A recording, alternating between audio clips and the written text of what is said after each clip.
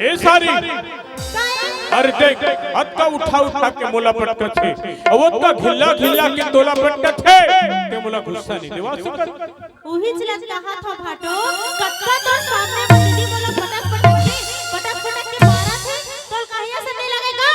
अरे वही तो बहुत सोचा था ते मोला गुस्सा काबर ने जवाब के भैया बरो दवा ले हो ककरो जगह लौठी काजी नहीं है। हां तू हर जगह है।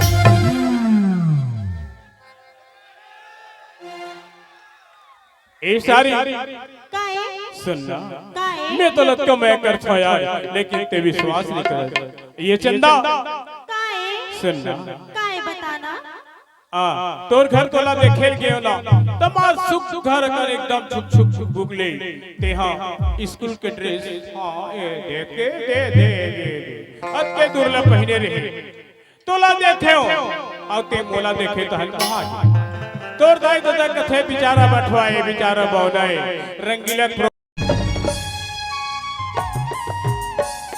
संगवारी मल्ला जय जोहार जय श्री राम।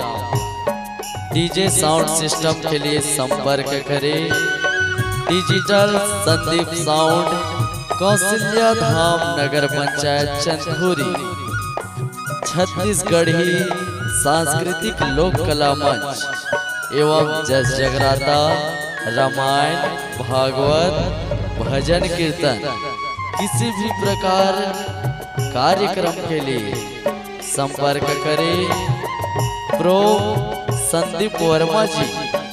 Mobile number